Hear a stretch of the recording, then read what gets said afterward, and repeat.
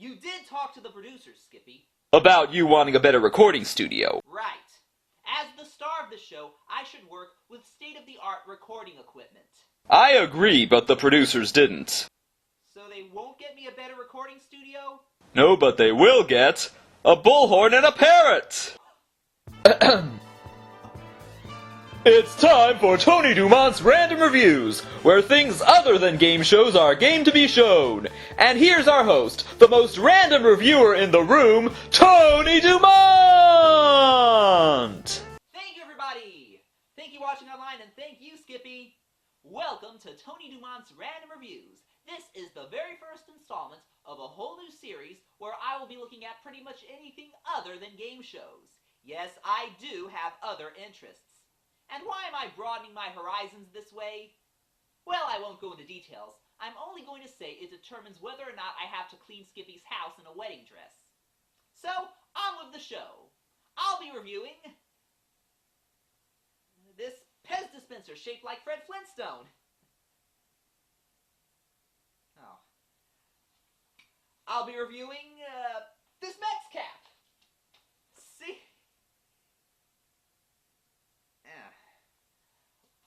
I'll review this windmill with the American flag on it. I got it at a July 4th parade. Oh. Right, this isn't show and tell. Well, back to square one. Wait, I've got it! I'll review square one! As in Square One TV, as in arguably the best children's TV show about mathematics ever made. The show, which aired weekdays on PBS for 5 seasons, from January 1987 to October 1994, was created by the Children's Television Workshop in response to a supposed math crisis of the mid-1980s, with U.S. schoolchildren of the time not doing well in math. So as CTW created the Electric Company in the early 1970s to encourage literacy, and 3-2-1 Contact in the late 1970s and early 1980s to promote science, they created Square One TV in order to improve math and problem-solving skills among 8 to 12-year-olds. Square One TV was CTW's most expensive effort at the time. The first season alone had a budget of $16 million for 75 episodes, which amounts to an average of more than $210 grand per episode. And what did that money buy? Suffice it to say, this show had quite a lot to offer. Like the aforementioned CTW shows, Square One follows a half-hour magazine format, with a mix of sketches, songs, animation, and whatnot. The theme here is that it's supposed to be patterned after television programming, because that's the language that their target audience understood best. In fact, the working title was The Following Program. So most of the material comes in the form of TV parodies, frequently of shows that are less likely to be recognized by the children watching than their parents, which CTW has been doing since Sesame Street, throwing in pop culture references and jokes that would appeal to parents and older siblings, so they would gladly watch as well. Square One, consisting mainly of spoofs, does this to a far greater extent than any other CTW series. Warning, if you take a shot every time Square One drops a cultural reference, chances are you would succumb to blood alcohol poisoning halfway through one episode, so I do not recommend it.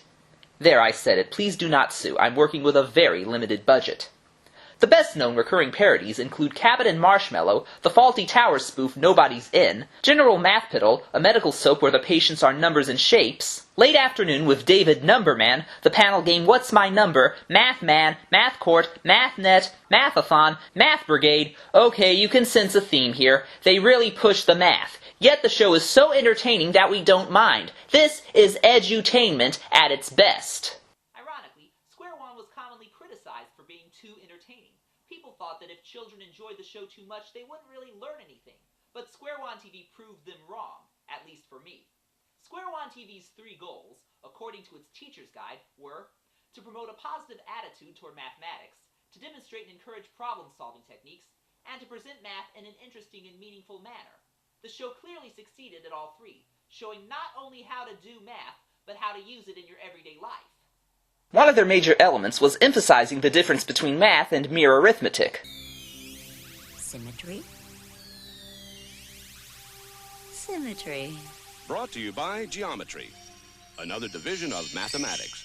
It's more than just arithmetic. And while they demonstrated calculation, they also let viewers know when and where it was okay to estimate, making the distinction between that and mere guesswork. 20 pounds of bananas at 49 cents for each pound is a little less than $10. And they did show various methods of solving problems, mathematical or otherwise, usually in the same sketch. Plus, they encouraged the audience to participate, leaving some problems for them to solve on their own. But was Square One TV as entertaining as everyone said?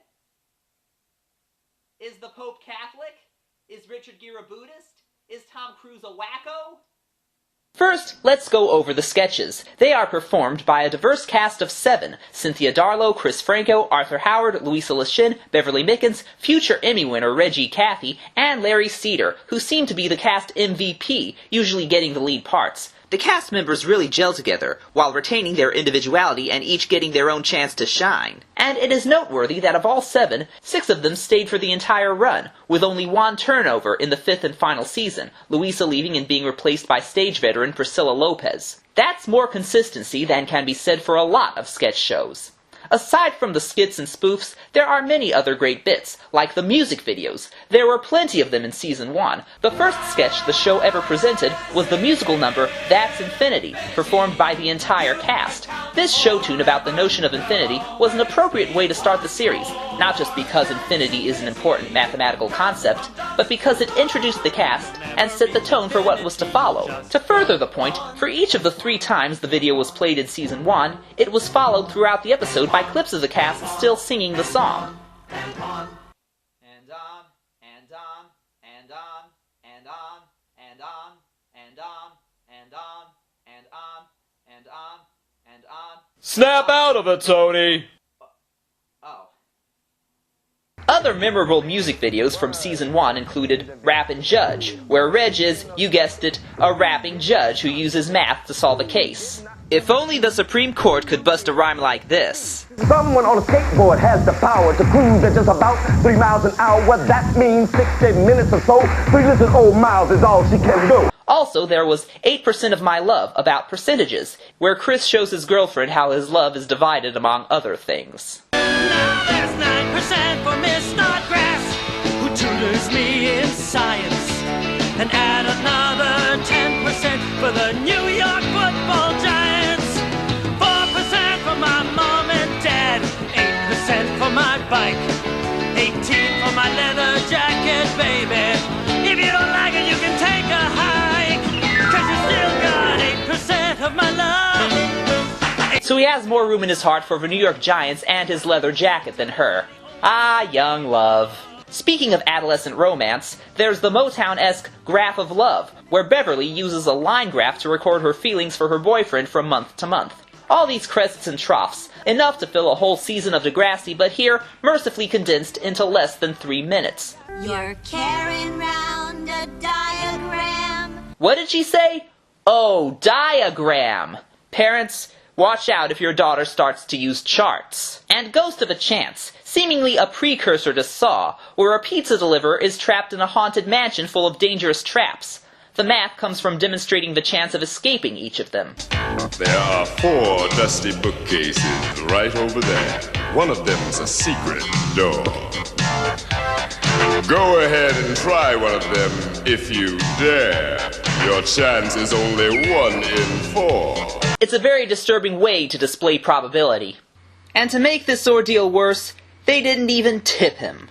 And there's Super Spy, where Cynthia shows the use of alphanumeric codes. Though you have to ask what sort of spy would use a rather simple code and give it away like that. Wait, this is a children's show, isn't it?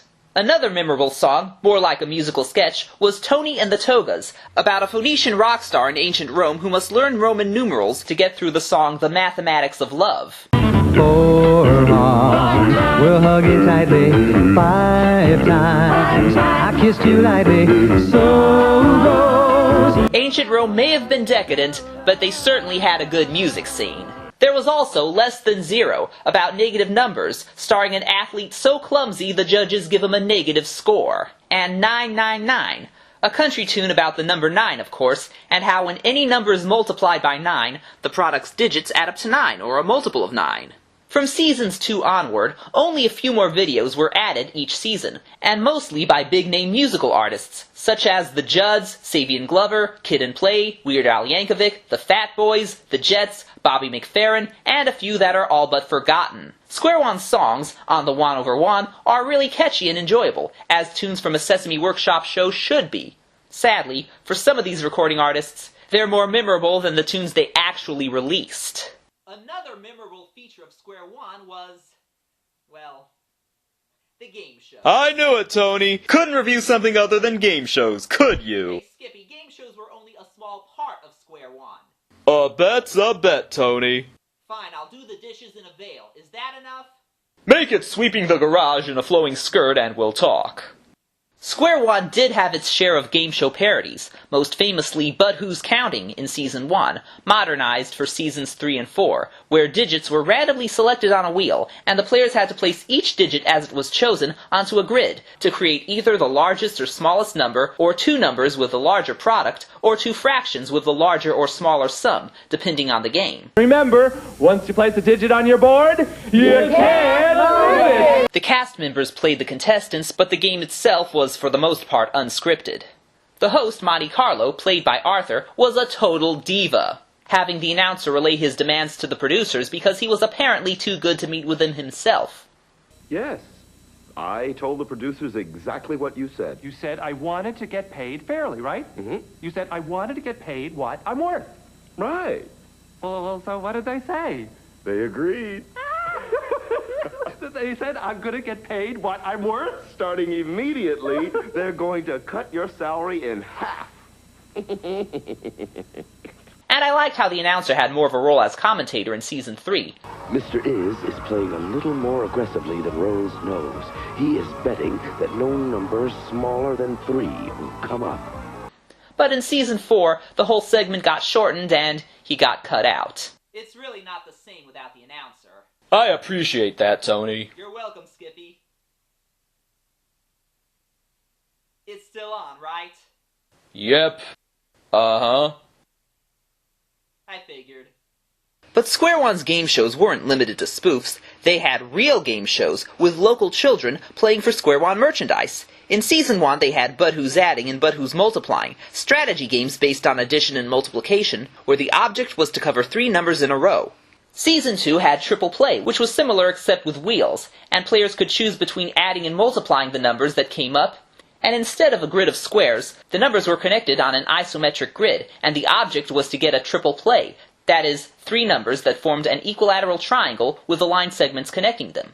Yours truly has fond childhood memories of playing these games at home. Who didn't? If Harry Potter fans can play Quidditch, why can't Square One fans get together for But Who's Counting? However, they didn't last as long as the games requiring more than mere calculation. Square One Challenge, originally Square One Squares, where players had to determine whether the 2 cast members on the panel were giving true or false answers to a math problem, Close Call, where on-stage contestants and one audience member competed in estimation challenges, and Piece of the Pie, where teams of 3 kids each had to guess the top 5 answers given to a survey question by school children from somewhere in the US, in order to score percentage points based on how frequently that answer was given. In later years, the winning team played the lightning round, where 2 team members each had to come up with their best possible guess to 3 survey questions.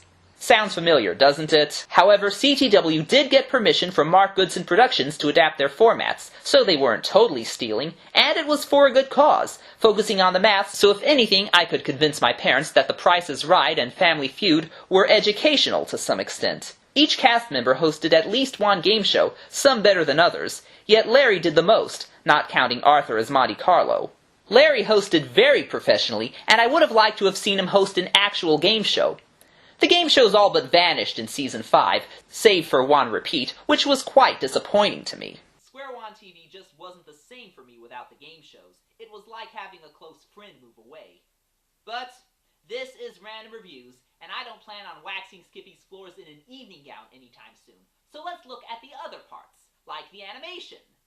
The show also had memorable recurring cartoons, such as Dirk Niblick of the Math Brigade, based on the Roger Ramjet cartoons, which had been co-written by Square One writer and senior producer Jim Thurman. Dirk uses math to save his friends and neighbors from math-based scams, then dispense some heavy-handed wisdom. or else he'd be on the phone with his mother, Mommy Dearest, either informing viewers of upcoming segments or tossing out mathematical tidbits. Season 5 gave us Zook and Allison, about two alien siblings who always have to find their Uncle Wilt when he runs off to Earth, and locate him using charts and graphs. There was also a series of cartoons about adding positive and negative numbers, represented by battling clay figures, with the blues and oranges canceling each other out, demonstrating addition and the true cost of war. And some cartoons took on the form of video games. Sure, there have been cartoons based on video games, but these ones actually looked like a video game being played. Originally, there was Mathman, who had to eat numbers or polygons that fit a certain rule, such as multiples of 3 or quadrilaterals. This was clearly a spoof of Pac-Man, but it might also remind you of the old PC game Number Munchers. But here the characters had more personality, namely Mathman's arch-nemesis Mr. Glitch, who was ready to eat Mathman alive when Mathman ate the wrong item, leading to a chase sequence and a futile attempt at escape, which resulted in Mathman being digitally blurred into oblivion. That's it, no blood, no gore, you could learn from that, Grand Theft Auto. Only rarely did Mathman succeed, earning himself a free game. Still, Glitch always had to have the last word, even if we couldn't make it out. Well, he became more articulate as the series progressed. One of these days, I'm gonna win a free game. When I do, I'll sell it. Speaking of which, in Season 4, Mathman had a new objective, to assess the veracity of the statements thrown at him. By now, Mathman is fully able to refute the pervasive misconceptions about mathematics. His only real obstacle now is the aforementioned countdown clock, which was not an issue before. When you encounter a polygon, you will have until the count of 3 to make your decision. Mathman would get so carried away stating his case that he would run out of time before answering the question. True or false? You don't use math outside of school. I never use math. Of course you use math outside of school. How about planning a meal? Or sewing a dress? Yeah. Or estimating how long it will take me to get home? Or counting it... Up to 7. What? You ran out of time with all that preaching, Mathy. Ha ha! But I was right. So, you didn't say false. Way to go, Glitch, giving him enough rope to hang himself. And in addition to math, this part improves our vocabulary, referring to Glitch with all sorts of negative adjectives. And beware the venomous Mr. Glitch. He will eat you if you are wrong. And beware the appalling Mr. Glitch. And beware the irrational Mr. Glitch. Oh, yeah. How do you do? And beware the evil Mr. Glitch. But really, what made him so evil? Just because he ate Mathman for failing, which was an all too frequent occurrence? That was just his job. Maybe he took a little too much pleasure in it, but can he help his taste? Was it because he made a few catty comments at some cocky number eater? Smart, Mathman. If you're that smart, how come you wound up getting eaten more than half the time? I guess it was because of that one instance. And beware the humorless Mr. Glitch. He will... eat you. Well, that was cheap. It would be like getting knocked out at the weigh-in, which Mike Tyson would probably have done. Glitch comes across like something parents made up to scare kids. If you don't do well at math, the snarky blue tornado will eat you alive. Season 5 only had repeats of the first 2 Mathman seasons, alongside a new video game, Pauline's Perilous Pyramid. Similar to Q*bert, Pauline's goal was to reach the top by jumping from platform to platform, only able to land on each one once, and adding each value to her total, which she has to keep between 25 and minus 25. She has 2 tries and a zapper, which can change positive to negative or vice versa. So Pauline gets 2 lives, a power-up, and even with her constant reminders of some unknown time limit... And you're gonna have to hurry! You're running out of time! Time and tide wait for no man. We never actually see anything like a countdown clock. Plus, she has no threat of being eaten alive. Some video game characters get all the breaks. Note that Mathman's helmet resembled that of the Michigan Wolverines. That was intentional. Producers Thurman and David D. Connell are both alums of UM, and frequently refer to their alma mater, as well as its colors maize and blue, and most egregiously, the Ann Arbor area code 313. There was an entire series of segments devoted to Michigan Stadium and its size. Do you know how many footballs it would take to build the entire Michigan Stadium to the top? Just one, if it were big enough. I got that off a popsicle stick.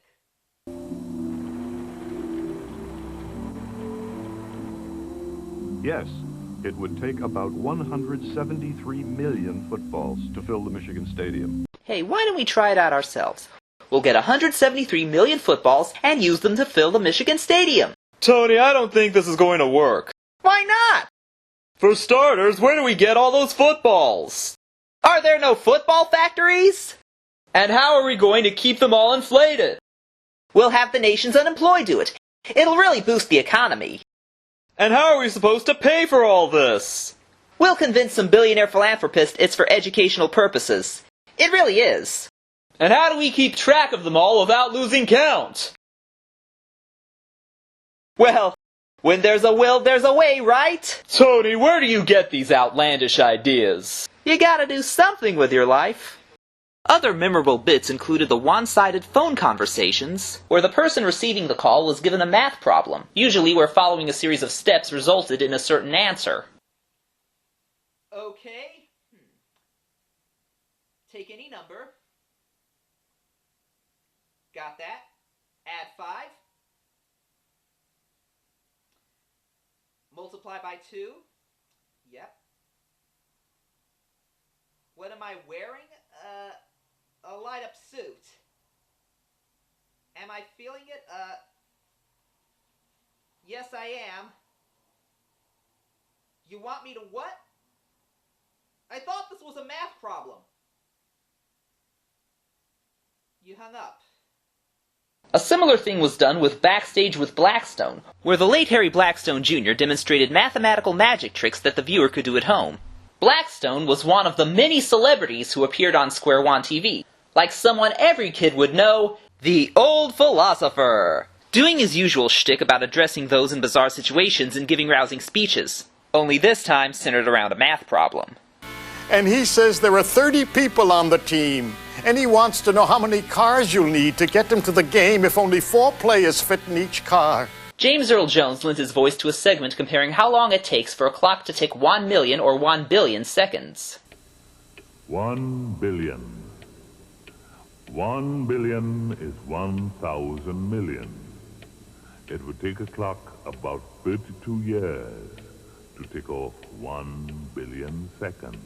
With a voice like that, he could make even the driest factoid sound like a dramatic monologue. And who was that female voice doing the warning spots in Season 1? Remember, if you can keep your head while all about you are losing theirs, you'll be the only kid in the room with ears. It was Agent 99 herself, Barbara Feldon. There was also a series of bits where celebrities provided voices to their younger counterparts who explained why they needed math. I'll need to know statistics, probability, graphic representation, and plain old arithmetic.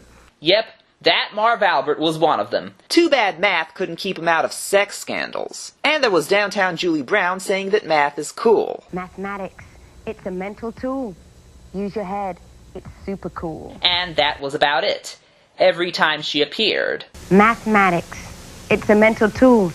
Use your head, it's super cool. You know what else is super cool? Coming up with new dialogue instead of just changing the background. There were other enjoyable parts, such as the Oops segments, where a common mathematical error was demonstrated a la a historic reenactment. Because of that tiny mistake, just look what happened. So Buster Keaton's entire film career was the result of misplaced decibel points. And there was Person on the Street, in which passers-by in the area were asked to define mathematical concepts, or else compute in terms of millions and billions, thus demonstrating the need for math education. A Google might be something like a gaggle, I guess. A gaggle is a gaggle of geese, so I guess a Google would be maybe just one goose. A Google is a bunch of giggles. I got an idea that a Google will be something from a jock who stole Undersea World thing that he would just bring up. Google? Well, this is like what a baby says. There are many other bits, too numerous to mention here, so I'll just stick to the show's de facto centerpiece, MathNet. Every episode ended with MathNet. A police procedural affectionately and accurately based on Dragnet, theme song and all. It concerns 2 LAPD mathematicians, the all-business Kate Monday and the wisecracking George Frankley, using math to solve crimes. Each episode was a 5-part cliffhanger airing over the course of 1 week of shows, ending with the customary epilogue. In Season 3, the Mathnetters were called to a case in New York and ended up staying there for the rest of the series. And the next year, Kate was replaced by George's new partner, Pat Tuesday. Who's next? Joan Wednesday? There's only 5 days left in the week and Friday's already been taken on the original. Mathnet was chock full of references, each episode usually patterned after a well-known story, like Rear Window or The Maltese Falcon. But it was still an engaging detective drama. Sure, it's quite absurd, but that was only part of its charm. I mean, they carried calculators in their holsters. And it is noteworthy that unlike most live-action shows aimed at children, this one had adults doing adult work as the heroes. But that didn't mean that the youngsters who came by weren't able to provide valuable assistance. There are only 2 sets of footprints here. How many feet did Grunt have, Jane? That's just it. Gorillas don't really walk on their hind legs like they do in the movies. They walk on all 4s. So there'd be sets of 4 prints. Originally, each Mathnet episode was about 10 minutes or so, but in later years, the viewers used their newfound math skills to determine that in a great many episodes, Mathnet often took up most of the show, sometimes more than 2/3 of the entire half hour, explaining why later seasons had fewer and fewer sketches per show, a fact with which I was not so thrilled. Not that I didn't like Mathnet, I just wanted to see more of Square One's other segments, but that's only a minor critique. Overall, Square One TV is a truly unique show. It adheres to and breaks the CTW mold. It takes a lot for a show to push the importance of mathematics and make kids want to keep coming back, and Square One certainly succeeded with flying colors, even if those colors were mainly maize and blue. Every season stood out, introducing new features or improving on previous ones, but if I had to choose a favorite, I would say it was Season 1, as it was more like a real sketch show. The later seasons were also fun, but seemed to be lacking the variety of the first season. Still, Square One always had something to offer, in terms of both mathematical concepts and witty parodies, right down to the end. Unfortunately, the series was cancelled after the 1992-1993 season, despite its popularity, as CTW was shifting its funding and attention to other projects, such as Ghost Rider. There were plans at the time to spin off Mathnet into its own series, or have a Mathnet movie, but sadly, that never came about. Square One resurfaced in 1995 as a 15-minute classroom series, Math Talk, where Maria Lopez and Buster the Parrot answer math-related inquiries from viewers alongside clips focused on a specific subject. I was glad to see Square One back on the air, even for only a short series and sans Mathnet. Then Square One was aired on Noggin, the cable channel that would eventually split into what became Nick Jr. and Teen Nick. Actually, 65 episodes were aired there, along with certain installments of Mathnet and Dirk Niblick, from the network's launch in 1999 until 2003, several months after Noggin went to an all-preschool lineup. And sadly, Square One has been all but absent since then, not even getting released on DVD like Electric Company or Ghost Rider, which is a shame because this series really deserves more recognition. Square One TV was a show I watched religiously growing up, so I can't believe it's not as well remembered as it should be. I mean, people are humming the songs from Schoolhouse Rock, and they only did multiplication. And Gummy Bears got a DVD release. Why should Square One fans keep having to pass around the tapes? You've said enough, Tony. No, I haven't. Think of how much further Square One could have gone, like Miami Math, Math Lighting, Who's the Math, Math of Our Lives, The Solve for X-Files. You ran out of time with all that ranting, Tony. Ha-ha! Nobody told me about a time limit. Doesn't mean there isn't one now, is there? Come on, Glitch, I'm just trying to get you royalties. What I could use is Mathman, but since he's not around, you'll do just fine. Well, time to go. This is Tony DuMont saying, may the math be with you, and may I be out of here. Goodbye!